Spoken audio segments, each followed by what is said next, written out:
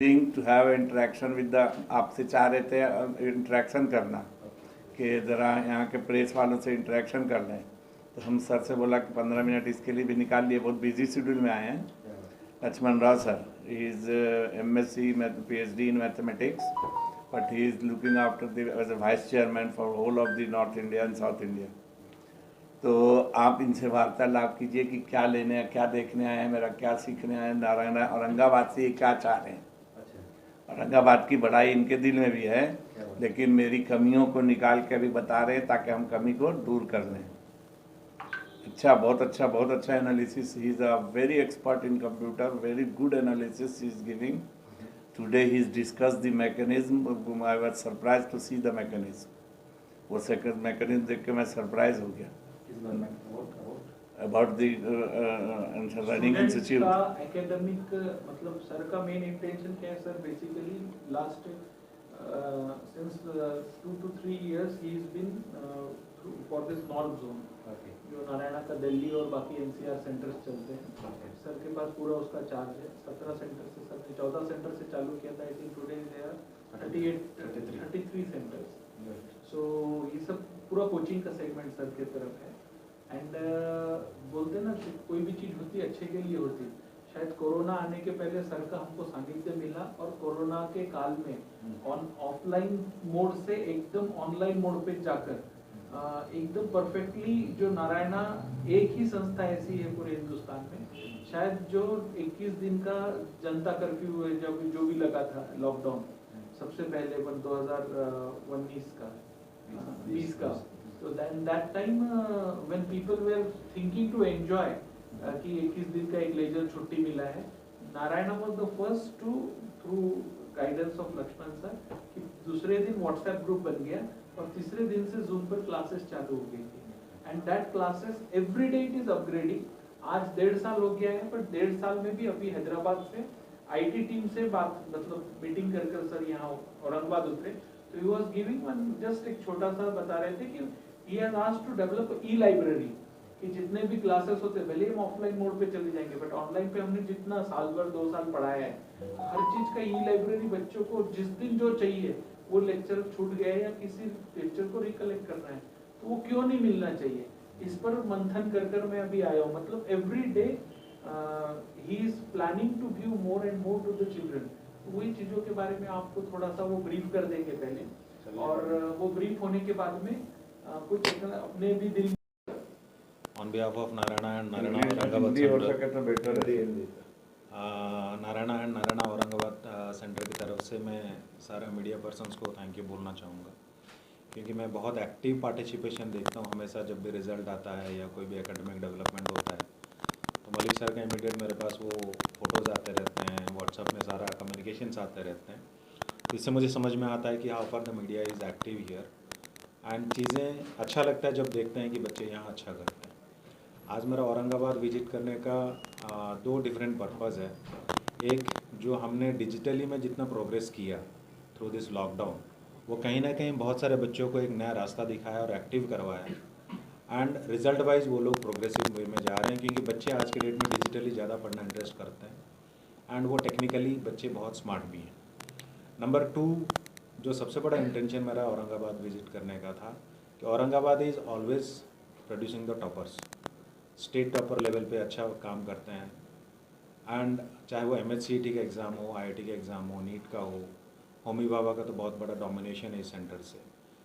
अब हम चाहते हैं कि ये सेंटर में एक CO प्रोग्राम हम इंडिपेंडेंट वे में हम स्टार्ट करें, ताकि हम गरीब बच्चों को भी वहाँ सपोर्ट कर पाएँ जो फाइनेंशियली वीकर्स हैं, बट येस बहुत टैलेंटेड हैं, ताकि हम वो CO प्रोग्राम हम जो चलाते हैं हैदराबाद में, जो बच्चों को हम फ्री में पढ़ाते हैं 2 साल, और उसका पर्पज़ ये रहता है कि हम उसको नेशनल टॉपर बना पाएँ कॉम्पिटिटिव एग्ज़ाम में। तो वो एक मेरा पर्पज़ था जो हम लोग यहाँ वर्कआउट करना चाह रहे हैं। दूसरा मेरा एक पर्पज़ है कि आज हम लोग डिजिटल जितना चीज़ हम लोग सीखे और जिस तरीके से हम लोग चीज़ों को डेवलप किया, अब उसको पैरामीटर बनाते हुए फ्यूचर को हम लोग ध्यान रखते हुए हम चाहते हैं कि यहाँ डिजिटल स्टूडियो भी बनाएंगे। और डिजिटल स्टूडियो में हमारा सिस्टम ऐसा रहेगा ताकि कभी भी हमें लाइव क्लास देना पड़े या कभी भी हम लोग ऑफ रिकॉर्ड क्लासेस देना पड़े, ताकि बच्चों को वो कनेक्ट हो पाए, तो दैट काइंड ऑफ स्टूडियो हम लोग यहाँ एक सेंटर में बनाएंगे, ताकि कहीं ना कहीं ये सेंटर फुल फ्लेज वे में चाहे वो लॉकडाउन रहे या आगे हमारा ऑफलाइन क्लासेस चले, दोनों तरीके से ये सेंटर कॉम्पिटेंट बने ताकि हर कॉम्पिटिटिव बच्चे को वो कल्चर एंड क्लाइमेट मिल पाए एंड बच्चों को ये न लगे कि मेट्रो सिटीज़ में जो फैसिलिटीज़ मिल रहा है वो औरंगाबाद में नहीं है। तो that is the purpose we want to delete, और उसका सारा फैसिलिटीज़ हमें सेंटर को डेवलप करने जा रहे हैं, जिसके चलते सेंटर के सारे बच्चों को, पेरेंट्स को एंड कहीं ना कहीं नारायणा को रिजल्ट वाइज हम लोग उसको प्रोग्रेसिव वे में लेके जाना चाहते हैं। This is all about my vision.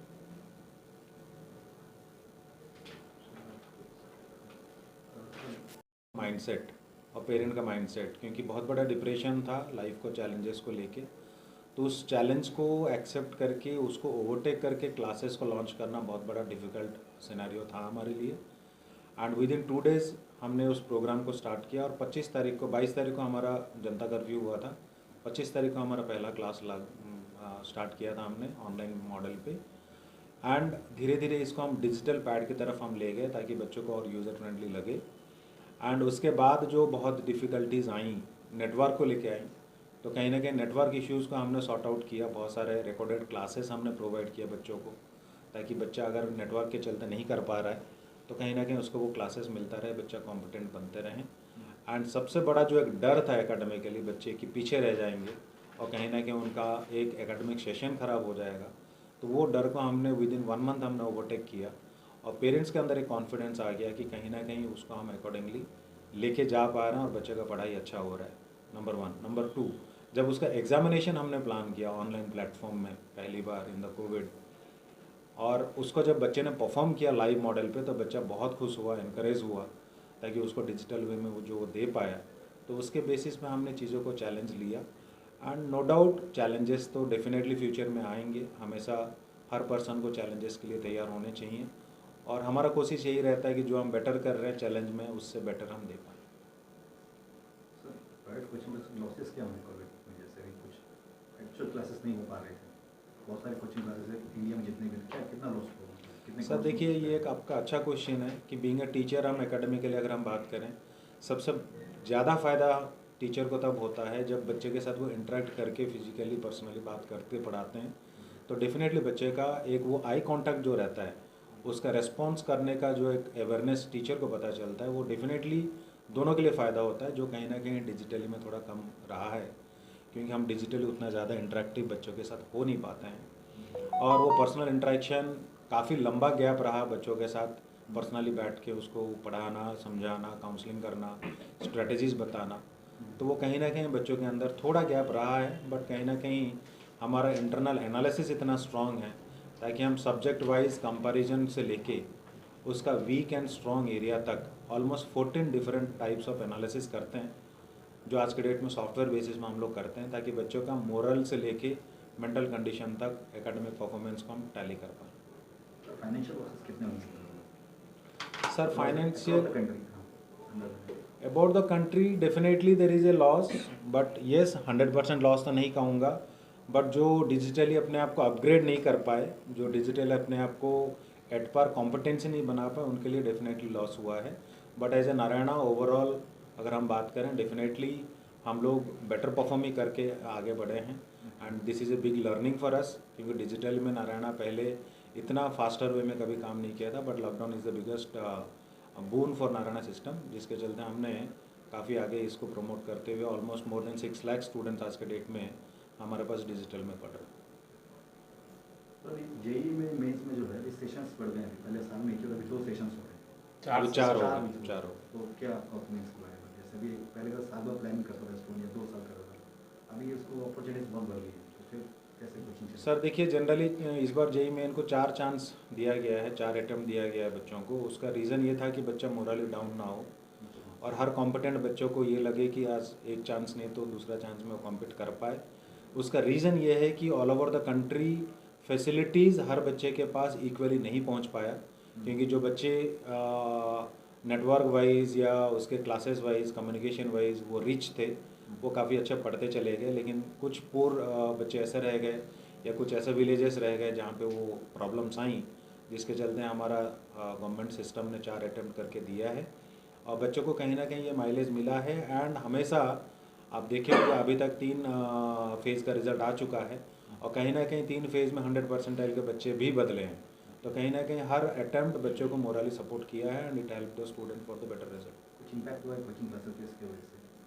Sir इससे इम्पैक्ट तो कुछ नहीं हुआ है डेफिनेटली, क्योंकि कोई भी सिस्टम बदलता है तो एजुकेशन सिस्टम प्रोग्रेसिव ही होता है, क्योंकि हर बच्चे को हम लोग पैरामीटर के हिसाब से जब लेके जाते हैं तो डेफिनेटली उसका प्रोग्रेस बढ़ता ही रहता है, कहीं पे ख़राब नहीं होता है। तो सिस्टम जब भी चेंज होता है सर, एजुकेशन सिस्टम को या कोचिंग सिस्टम को